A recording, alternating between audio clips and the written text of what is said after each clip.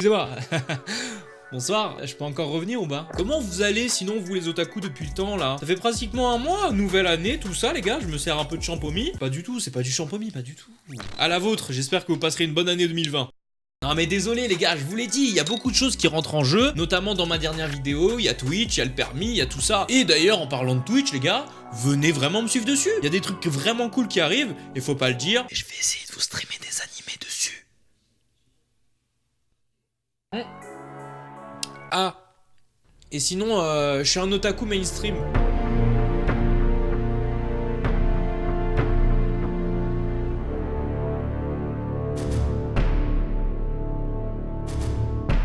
Bon en vrai on est très vite rentré dans le sujet là hein.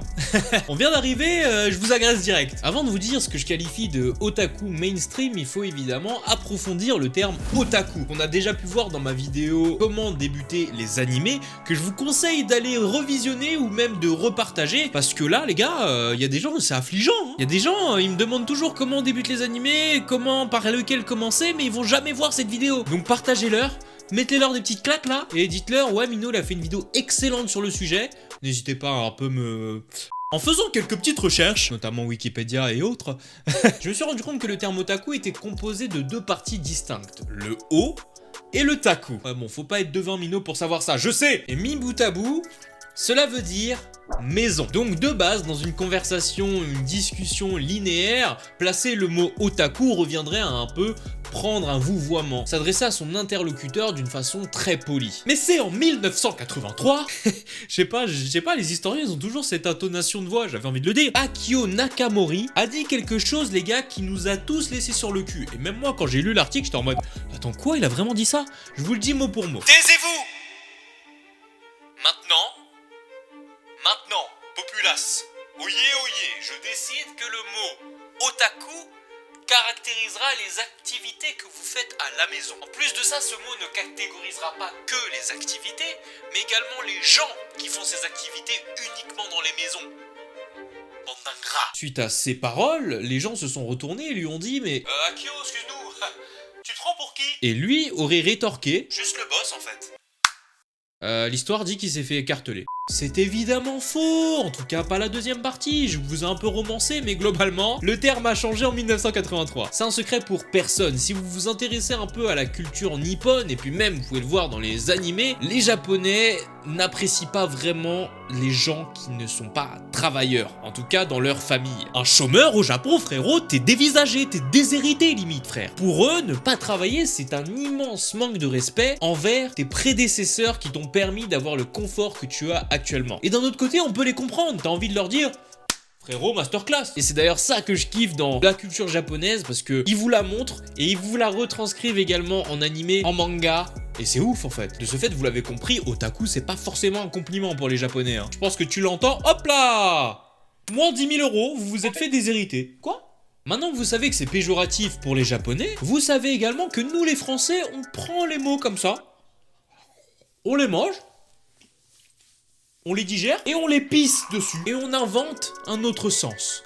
Donc on a balayé le mot otaku qui veut dire, en gros geek de chez nous, hein, on l'a balayé totalement. Et on s'est dit, ok, pour nous en France, otaku les gars, ça veut dire passionné de culture japonaise. Et plus précisément, d'anime et de manga. Est-ce qu'on est légitime de faire ça? Bah oui. Enfin bon, quand moi je parle d'otaku mainstream, c'est un terme déjà que j'ai inventé moi-même. J'ai vu ça nulle part. Si vous me trouvez une définition que quelqu'un a faite, il m'a plagié, je vous le dis. Hein. Même si c'est sorti avant, c'est lui qui me plagie. Bah oui, il a plagié mes pensées du futur. Je te jure, il y a une invention qui existe pour voir les pensées que tu auras dans le futur. En me qualifiant de ça, je veux vous dire que je me mouille pas trop et je pense que certaines personnes vont se reconnaître dans la définition que je vais vous apporter de ce terme. Selon moi, un otaku mainstream, c'est une personne qui se revendique otaku, donc évidemment dans le terme français, vous avez compris ce que ça voulait dire, on vient de le dire. Mais cette personne qui se revendique otaku va avoir une réticence pour les animés, voire les mangas assez nichés. Peu connu. En général, je parle bien en général, il n'achète pas de manga et lit très peu de scans. C'est ma définition, c'est moi qui l'ai faite et ça me qualifie. Bonsoir. Attention, cette définition est comme beaucoup de définitions, une généralisation du terme. Vous allez voir que j'ai quand même quelques exceptions à mon actif. Et du coup, suite à cette définition, cette remise en question de moi-même, je me suis dit, est-ce que je suis vraiment légitime de mettre otaku à peu près partout où je vais? À chaque fin de phrase qui parle d'un animé, après mon pseudo de chaîne, est-ce que je suis vraiment légitime? Dans les faits, oui, je suis passionné de culture japonaise et d'animé, mais je pense que la définition que j'ai inventée me colle un peu plus. Mais je vous jure les gars, je vous jure, quand j'entends des youtubeurs beaucoup plus spécialisés dans les animés, voire même les mangas, surtout les mangas d'ailleurs, et qu'ils utilisent certains termes, je suis mes frérots, mais je suis largué. Ou alors fournir un animé juste divertissant de type slice of life au sein du corps humain. Et je pense qu'il a essayé de faire un petit mix des deux qui... Qu'est-ce qu'il a dit là? Et le pire, c'est que j'ai une chaîne sur les animés, putain. Oh là là. Bon après, j'ai jamais eu la prétention de mieux m'y connaître que quelqu'un d'autre ou que de vous-même d'ailleurs. Hein. Je l'ai souvent dit dans mes vidéos, à chaque fois que je parle d'un animé, il y a très peu de termes techniques et c'est surtout mon ressenti. Mais bon, c'est sûr qu'avec un peu plus de termes scientifiques et techniques, il y aurait plus de crédibilité, Mino. Eh oui, bah oui. Du coup, cette vidéo a quand même un but. Je vous demanderai dans les commentaires, les amis, de vraiment m'aider. D'ailleurs, les gens qui sont dans le même cas que moi, de nous recommander des animés ou des mangas sur lesquels on passerait à côté, qui sont niches, donc peu connus, mais totalement exceptionnels de par leur scénario, leur animation ou leur illustration, je n'en sais rien. Avant toute chose, je vais vous demander quelque chose que je vous dis à chaque fin de vidéo, mais que très peu font, parce que vous prenez un petit peu ça à la légère, mais pour cette vidéo, c'est très important. Je vais vous demander d'aller cliquer dans la description sur mon profil TV Time. TV Time, c'est très simple, je vous l'ai déjà dit, c'est une application disponible sur Android et iOS qui vous permet de pouvoir renseigner l'épisode de l'animé ainsi que des séries que vous avez regardées. Et depuis la dernière mise à jour, vous pouvez même mettre les films que vous avez vus. Pourquoi je vous demande de faire ça? Pour ne pas me recommander des animés niches que j'aurais déjà pu voir. Je pense notamment à Erased, Devilman, Ahiru no Sora ou Darwin's Game plus récemment. C'est important les gars!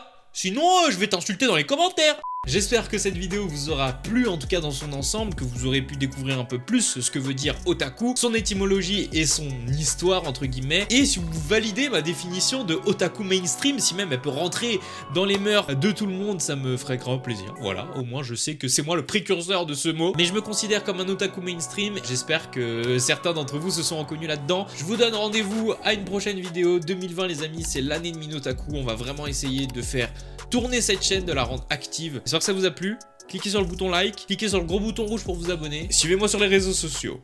Jana.